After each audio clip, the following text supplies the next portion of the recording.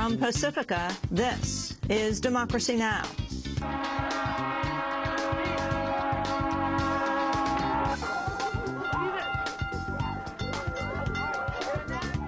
knew immediately that it was A blood on the tracks. Vietnam veteran turned pacifist Brian Wilson put his life on the line at least twice, once in Vietnam and again when he came back. On September 1st, 1987, Wilson sat on the train tracks outside the Concord Naval Weapons Station in California to stop a munitions train with weapons headed to Central America. The train did not stop. I was watching the replay on the wall television for several days. They were playing it on the news, and I was watching myself be run over by the train. It was like, this is what happens to people, of course, all over the world who obstruct the Yankee mad train that's trying to repress people who want to have self-determination. Brian Wilson lost both his legs, but he still journeys the country. Today, he talks about his life of protest, pacifism, and the role of veterans in the Occupy movement. All that and more coming up. Welcome to Democracy Now!, democracynow.org, The War and Peace Report. I'm Amy Goodman. Over 1,000 people gathered in Oakland Thursday night for a vigil for Scott Olson, the Iraq War vet who fractured his skull on Tuesday during an Occupy Oakland protest. Olson was hit in the head by a police projectile. Hospital officials have upgraded his condition from critical to fair. He's woken up and is now awaiting brain surgery to relieve pressure on his brain from swelling. Olson served 2 duties for the Marines in Iraq. Longtime California labor activist Clarence Thomas spoke at a rally on Thursday in Oakland. Rubber bullets, gas, sticks, shock and awe cannot stop this movement. There is an Iraqi veteran fighting for his life in Highland Hospital. He survived 2 tours in Iraq, but when he came home, he was shot at the war at home. There's 2 wars going on. There's a war abroad and a war at home. Clarence Thomas of the International Longshoremen and Warehouse Union also praised calls for a general strike in Oakland next week. Oakland Mayor Jean Quan attempted to speak Thursday at Occupy Oakland encampment outside City Hall. After she was denied a chance to speak, she recorded a video message and posted it on her Facebook page. What I wanted to say to you tonight is how deeply saddened I am about the outcome on Tuesday. It's not what anyone hoped for. I understand it's my responsibility, and I want to apologize to everyone about what happened. At the White House, Press Secretary Jay Carney was asked about the police crackdown in Oakland. We understand the frustrations that are being expressed, specifically with regard to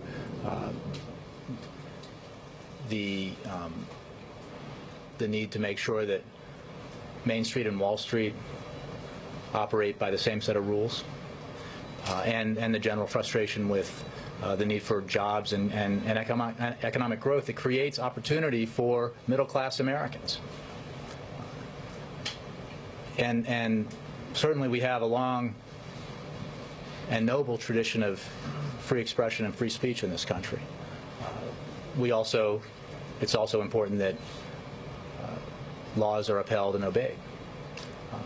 But that's a broad view. I haven't had a discussion about specific cities or instances with the president. In other Occupy news, police in Nashville, Tennessee, and San Diego, California, have raided Occupy Wall Street encampments early in the morning. At least 30 people were arrested in Nashville. The activist Cotton Candy of the All People's Revolutionary Front Coalition witnessed the raid in San Diego. Cops started coming in, and the media wasn't allowed to get in. I couldn't even get in. And then they started arresting people one by one. And then they started arresting the media. They arrested one of the media folks, I think the whole thing, and they arrested one of the organizers, Callie, as well. The cops started moving in, and then they started backing out of the area, like setting up like almost like an army line. So they were starting to walk down the street and lining up as though they were calling out platoon lines. They even called it platoons. They're like, platoon 1, and then they backed up. Platoon 2, and then platoon 3. They were literally like army lines. Meanwhile, in Arizona, the total number of people arrested at Occupy Tucson have now surpassed 350 since the protests began in the city 2 weeks ago. Here in New York, organizers say thousands of Occupy Wall Street demonstrators will march today to the headquarters of Bank of America, Morgan Stanley, Wells Fargo, Citigroup, and J.P. Morgan Chase. A new study released Thursday has found the distribution of wealth in the United States is among the most unequal among industrialized nations. The United States ranked in the bottom 5 on a combination of issues, including poverty prevention, health, and access to education, ahead of only Greece, Chile, Mexico, and Turkey. The study was done by the German-based Bertelsmann Foundation. Meanwhile, a new study here in the United States has found New York State has the highest income inequality of all 50 states, and that the New York City metropolitan region has the highest income inequality of any large metro area. In London, St. Paul's Cathedral has announced it's seeking legal action to remove the Occupy London Stock Exchange protesters from its grounds 14 days after the protests began. Earlier this week, the cathedral's canon chancellor, Giles Fraser, resigned because he was afraid police would use violence to rid the cathedral grounds of protesters. Fraser said, quote, "I cannot support using violence to ask people to clear off the land. It is not about my sympathies or what I believe about the camp. I support the right to protest, and in a perfect world, we could have negotiated. The church cannot answer peaceful protest with violence," he said. Economic protests continue across the globe. In Johannesburg, some 2,000 South African youths marched on the Chamber of Mines and Stock Exchange Thursday to deliver a petition demanding big changes to an economy still controlled by the white minority. The marchers also called on President Jacob Zuma's government to do more to tackle the chronic unemployment blighting the continent's biggest economy. We're just reminding the president of the country to say, as the youth, we need jobs, we need to gain in the economy. We also want to inform and say, you know what, the issue of the land, it's important that we expropriate land without paying so that those who are unemployed, they can also benefit on the land. In France, demonstrators rallied outside Moody's credit rating agency in Paris Thursday. Protesters said the firm's contributing to the worsening of the European economic crisis by cutting the ratings of countries' sovereign debts. Today, we're here to contest the fact that it's the credit rating companies that decide the policy of European states. It's not up to them to decide, make decisions that will hit workers, the retired, the jobless, etc., etc. In Chile, student protest leader Camila Vallejo predicted Thursday the movement will lead to the downfall of President Sebastián Piñera. The protesters say Chile's education system is a profit-driven and provides poor instruction. The billionaire Piñera is the first conservative president to rule Chile since democracy returned in 1990 after Augusto Pinochet's bloody dictatorship. In recent months, Camila Vallejo has emerged as the face of the student movement. We're at a difficult time, knowing we have to resist with unity and trying to generate some fissures.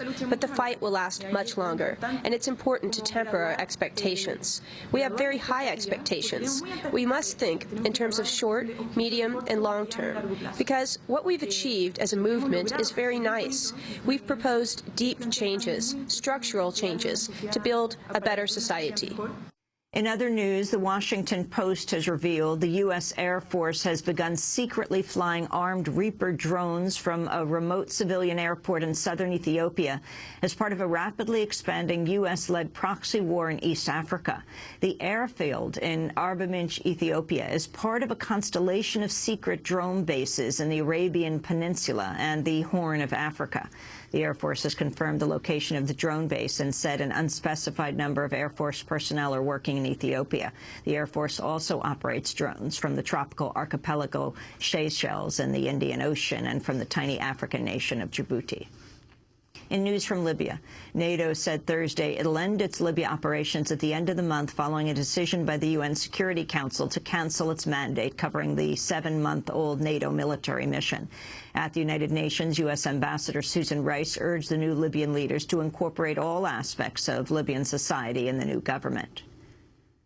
We have the prospect for a free and inclusive Libya, in which the aspirations of the Libyan people can finally be realized in the wake of the transition that's underway. We're very concerned that as we move forward, that the authorities make maximum effort to swiftly form an inclusive government that incorporates all aspects of Libyan society and in which the rights of all Libyan people are fully and thoroughly respected, regardless of their gender, their religion, their region of origin, etc. Meanwhile, the family of deceased Libyan leader Muammar Gaddafi has announced plans to file a war crimes complaint against NATO with the International Criminal Court. Members of the family believe NATO's actions led to Gaddafi's death last week.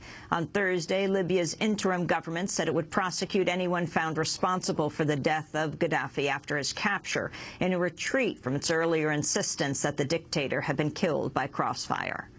A new report out of Japan has found the Fukushima nuclear disaster released twice as much radioactive cesium-137 into the atmosphere as Japanese authorities estimated. The Norwegian Institute for Air Research says the amount released was about 42% of the total from Chernobyl, the world's worst nuclear disaster. The study said about a fifth of the cesium fell on land in Japan, while most of the rest fell into the Pacific Ocean. Meanwhile, 100 women from Fukushima have begun a 3-day sit-in outside the Tokyo office of Japan's Ministry of Economy, calling for the evacuation of children from areas with high radiation levels and the closing of nuclear power plants in Japan. In campaign news, President Obama is relying on a group of prominent supporters who are active in the lobbying industry to raise millions of dollars for his re-election bid, despite a pledge not to take money from lobbyists. The New York Times reports at least 15 of Obama's bundlers are involved in lobbying for Washington consulting shops or private companies. They've raised more than $5 million so far for the campaign. Bundlers are supporters who contribute their own money to a campaign and solicit it from others. A number of the bundlers have hosted Obama at fundraisers while visiting the White House on policy matters and official business. Obama's bundlers include Sally Sussman, who leads Pfizer's powerful lobbying shop, and David Cohen, who oversees lobbying at Comcast.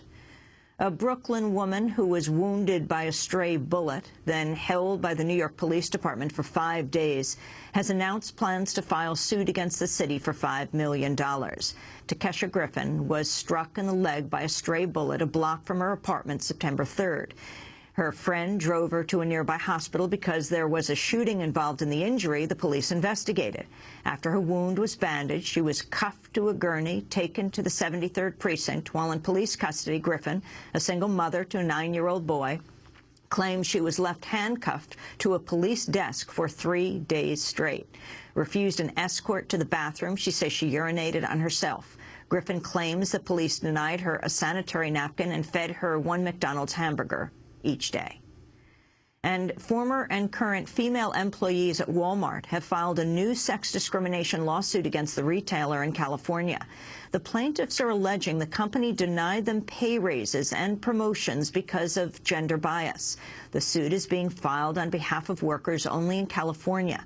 In June, the U.S. Supreme Court dismantled the class action of up to 1.5 million current and former Walmart workers across the country. Lawyers say the California lawsuit is the first in a series of complaints that will be filed in different regions in the next 3 to 6 months. And those are some of the headlines. This is Democracy Now!, democracynow.org, The War and Peace Report. I'm Amy Goodman.